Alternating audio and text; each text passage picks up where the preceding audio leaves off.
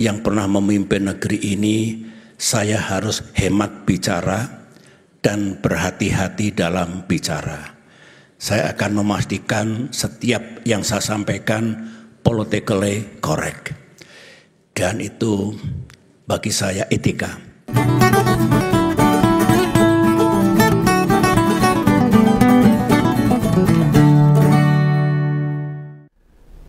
Sepertinya ini rakyat Indonesia makin gelap. Masa depan bangsa ini sepertinya makin gelap.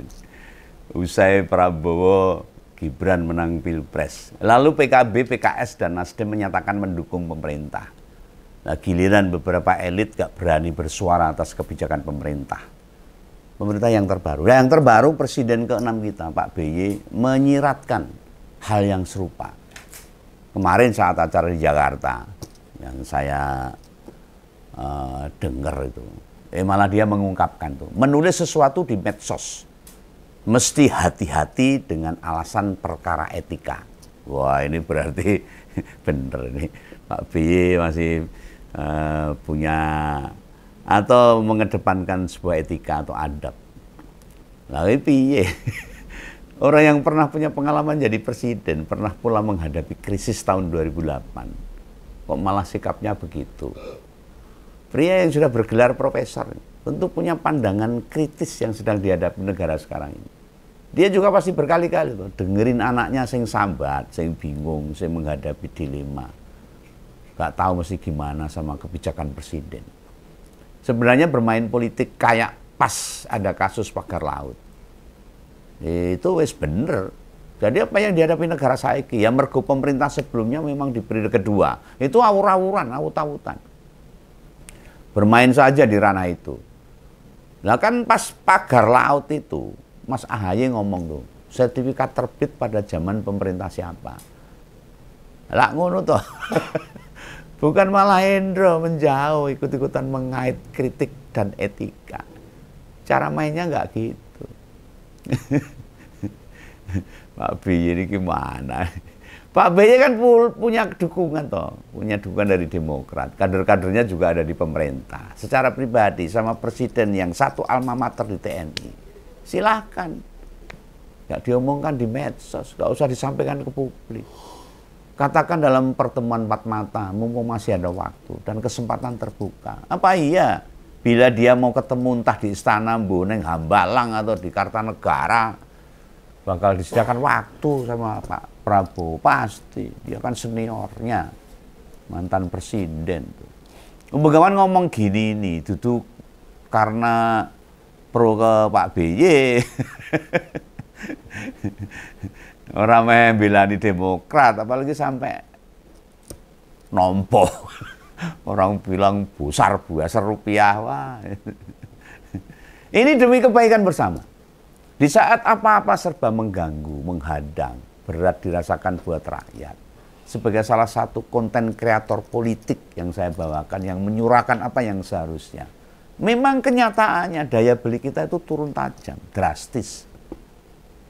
Kalau tidak percaya, itu bekas ketua umum Demokrat itu bisa nanya ke kader-kader mereka sendiri yang tersebar di mana-mana. Ayolah Pak BY, jangan ngomong di medsos. Mestinya Pak BY gak nanya ke anaknya. Perkara kelesuan ekonomi. Lah wong sing siji anggota DPR kan bisa minta pendapat. Oh, jujur atau neng lapangan. Gak turun ke bawah. Satunya menteri koordinator loh. Gak akan merasakan apa yang sesungguhnya dirasakan rakyat. Lo tidak perlulah mengaitkan kritik sama etika. Soalnya kan kita bisa bertakon-takon. Ini ojo-ojo nih Pak BY sejatinya nggak punya penawar ekonomi yang lagi jeblok saat ini. Tidak punya solusi. Sehingga kritik harus dikait-kaitkan dengan etika. Wah, masih menjunjung tinggi etika. Nah, kayak dia sadari nih. Baru disadari gak mudeng alternatif apa yang mesti dilakukan pemerintah. Begawan sih sempat nyimak pidato bekas presiden yang hobi melukis dan menyanyi ini. Dia pidato hampir setengah jam. Nih kok tak rungok, nih tak dengerin itu. Kayak gak ada ide itu. Atau gagasan minimal saran lah, solusi buat Pak Prabowo. Harus mesti ngapain itu Pak Prabowo. menghadapi carut-marut situasi saat ini. Bengawan ya paham. Memang pendidikan akademisnya Pak BY itu soal-soal pertanian. Termasuk S2 sama gelar doktornya, doktor. Tetapi kan kita nggak bisa nutup mata. Dia pernah jadi Menko Polkam, pernah jadi petinggi TNI waktu krisis 98. Hidup di 7 zaman presiden, pernah jadi menterinya Bu Mega pula. Apa yang melandasi keengganan dirinya ngasih masukan secara konkret sebagai anggota koalisi pendukung pemerintah? Ya latar belakangnya juga bekas presiden, militer. Kudune sih gampang berkomunikasi sama Pak Prabowo toh. Dan cara mereka bertukar pikiran, nggak harus ketemu juga. Wong sekarang teknologi sudah hebat maju. Bisa saling kirim email, bisa voice call, lewat rekaman video atau suara, atau lewat kurir juga bisa. Yang makin membuat heran itu, ada situasi perkembangan demokrasi kita makin jauh dari menjaga atau memperkaya demokrasi itu sendiri. Demokrasi kita telah bergeser dari sebuah sistem yang dianut dalam kehidupan bernegara di Republik Indonesia menjadi hanya sebatas pilpres saja. Demokrasi itu seperti hanya pas pilpres tok, pilkada tok itu. Tahu yang tak karep gitu. Itu dua kondisi yang berbeda. Nek demokrasi yang pertama, sistem yang dianut dalam kehidupan bernegara itu nggak sebatas di pilpres saja. Demokrasi itu adalah perjalanan politik kita di semua lini. Contoh beda pendapat biasa, nggak apa-apa. Itu salah satunya itu demokrasi. Kalah orang ngamuk, rakyat tidak diteror aparat baik militer atau polisi, tidak ada intimidasi, orang bebas memilih agamanya, bahkan mendirikan tempat ibadah. Dan sakpitur itu demokrasi yang kita jalankan sekarang. Itu yang namanya sistem demokrasi yang dianut negeri ini. Sedangkan yang kedua disebut demokrasi yang terlihat waktu pemilu tok.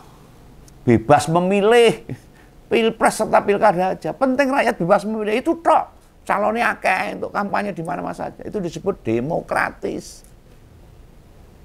Nah, elit-elit politik yang berkuasa sekarang tampak sedang menggiring ke sana. Pokoknya anggar beda sama pemerintah, macam-macam sebutannya gak punya ITK. Baser bayaran. Ini kayak Begawan ini. Wah, pada menghina Begawan ini. Kalau ngeritik dianggap menghina lah, memfitnah, melemparkan ujaran kebencian, nyebar hoax, sak piturute. Jadi nggak mau.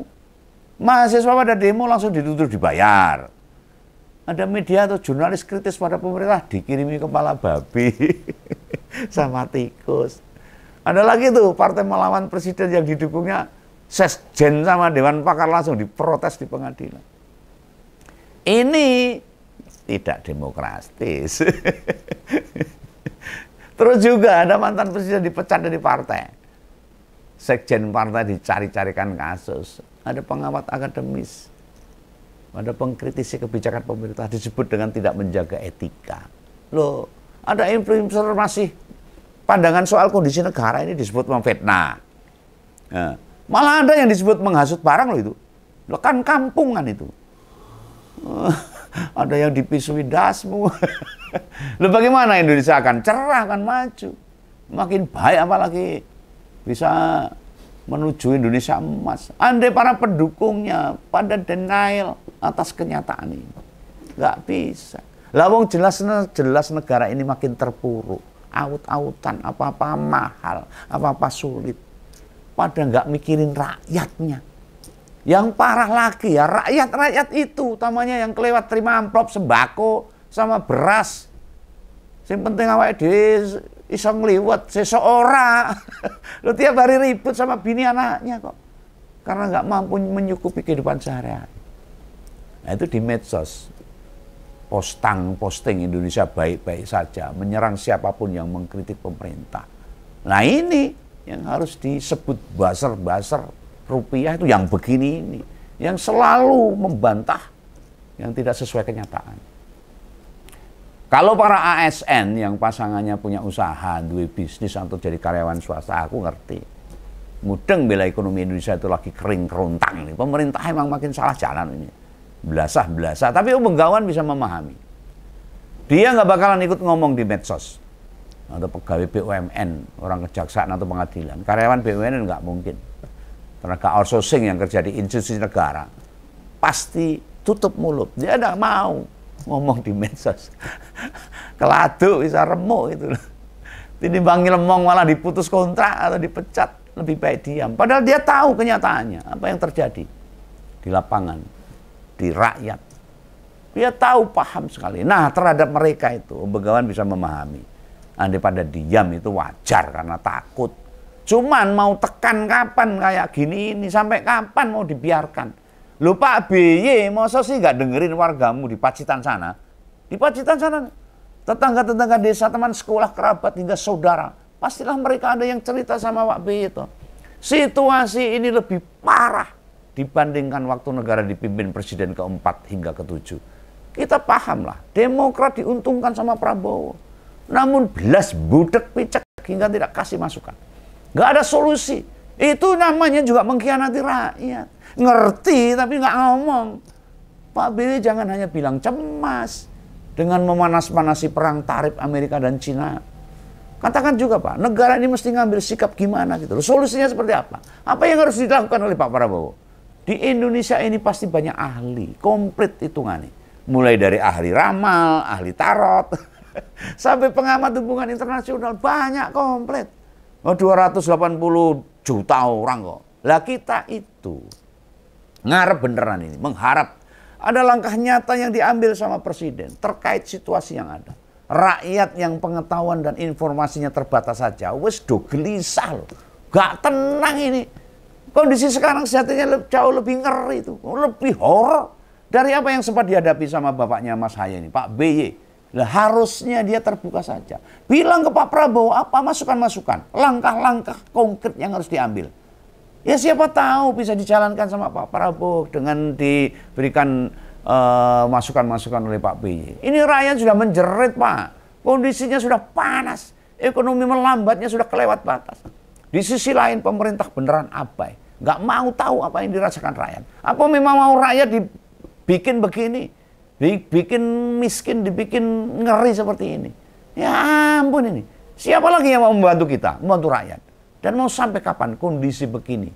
Di sisi lain terbongkarnya banyak kasus korupsi yang ugal-ugalan, yang bahkan melebihi waktu zamannya Pak BY. Belas gak membuat sedih para pemimpin-pemimpin negeri ini. Politik Indonesia beneran ada dalam genggaman politisi-politisi busuk yang bikin suara rakyat atau kepedihan yang dialami warga. Mereka nggak akan pernah memikirkan dan itu tidak penting bagi mereka. Loh, sakitnya rakyat, rintihan para tarian, jeritan suara kaum papa tidak menggugah apapun buat para elit politik. Nanti mendekati pemilu baru didekati lagi. Wah, dilus-lus. Bila kita mau jujur, pemerintah itu belas rapat peduli. Acuh sama ekonomi global yang nggak menentu ini. Perang tarif Amerika dan Cina yang pasti mempengaruhi buat negara kita. Itu sengaja dibiarkan kok. Tidak diambil sikap kok. Begawan jadi ingat dulu. Ini namanya pemerintah autopilot. Dibiarkan jalan sendiri. Rakyat mikir sendiri. Dan beberapa kebijakan presiden terbukti malah makin menggencet rakyat. Loh Pak BY itu di saat kondisi begini, kok malah nyebut menjaga etika. Etika yang mana? Masih mengagung-agungkan etika saat ini. Bagi orang-orang yang sudah tidak bisa berbuat apa-apa. Persis yang dikatakan Opung Luhut. Angger berkaitan sama kritik kok urusannya tentang norma. Yang norma itu orang-orang itu loh, yang miso-miso itu loh. Yang suka ngomong dasmu itu loh. Yang suka korupsi itu, yang suka ngerampok, yang suka menghabisin uang rakyat itu. Itu yang harus pakai etika, Pak. Bukan kita yang kritik. Kritik itu membangun, baik dalam alam demokrasi. Wah, ini para elit berusaha membentuk opini ini kelihatannya. Mereka mau mengarahkan pada sesuatu yang nggak pas. Kritik sama etika, norma atau adab, itu jelas banget jaraknya berjauhan. Kritik itu tetangga dekatnya fitnah, Pak. Wah, adu domba, hoak, ujaran kebencian. Lah kondisi begini pemerintah butuh banyak dibengok ini. Diminta segera melakukan sesuatu. Kritik bukan fitnah. Kritik bukan adu domba. Kritik itu membangun, memberikan masukan agar ada introspeksi bagi pemerintah yang sekarang negara kita sedang carut marut. Itu ya pesan Bengawan. Salam Bengawan, salam ngompol. Jangan lupa subscribe agar kita paham. Dadah.